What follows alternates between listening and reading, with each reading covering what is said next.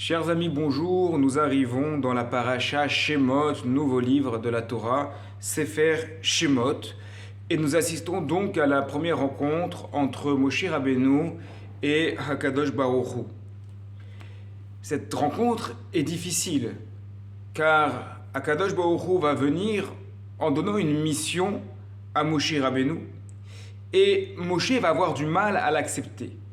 En effet, au début du chapitre 4, le texte stipule Vaya'an Moshe Vayomer. Moshe a répondu et a dit Ve'en lo ya'aminuli, ils ne me croiront pas. Ve'lo yishmeru bekoli, ils n'écouteront pas ma voix. Ki yomeru lo nireh lecha Hashem, ils diront non, c'est pas vrai. Hashem ne t'est pas apparu. Sur cela, la Gemara Shabbat à la page 97 enseigne celui qui suspecte des gens cachers, dignes de confiance, en subira la conséquence. Et la Gemara se base sur notre verset.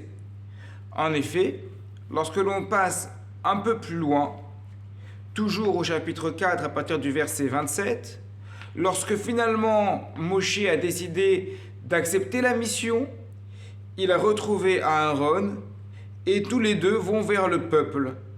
À ce moment-là, au verset 29, Vayelech Moshe ve Aaron, Moshe et Aaron sont partis. Vayasfu et kol zikne bnei Israël, ils ont rassemblé tous les anciens des bnei Israël. Et là, Aaron, qui parlait en tant que représentant de Moshe Rabbeinu, a prononcé toutes ces paroles au peuple, et Moshe a fait les signes. Les signes, le bâton, tout cela qui permettait au peuple de comprendre que c'était Akadosh Baruch Hu qui était derrière. Et là, le verset 31, donc dernier verset du chapitre 4, Vaya Amen, Aham, le peuple a cru, Vaishmeu, ils ont écouté. Donc à ce moment-là, on est avant que le pharaon refuse de les laisser partir et qu'il y ait un affaiblissement du bitachon, de la confiance du peuple. Mais a priori, lorsque quelqu'un vient voir le Ham Israël en lui disant, tu sais, Akadosh Baruch Hu va te délivrer, premier réflexe, Vaya Amen, Aham.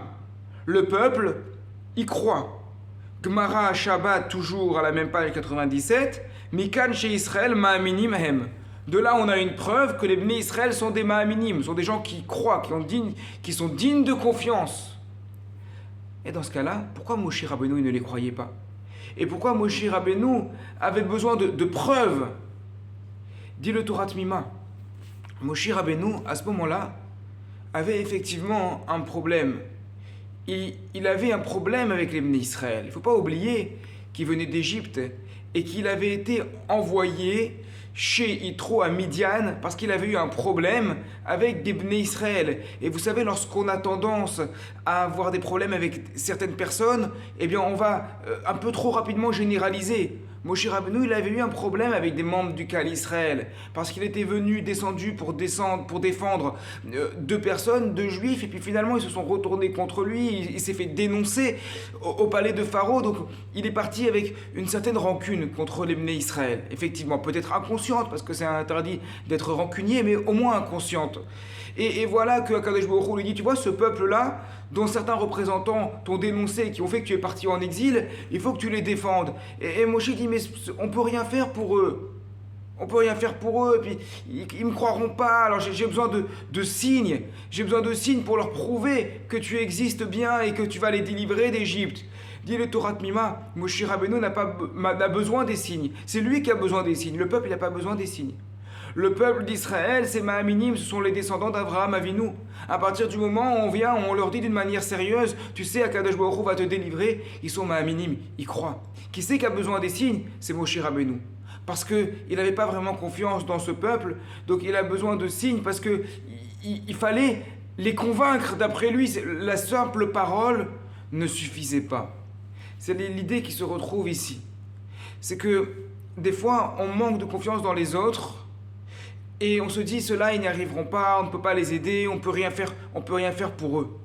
Mais lorsqu'on a ce discours-là, c'est qu'en réalité, on ne manque pas de confiance dans les autres, on manque de confiance en soi-même.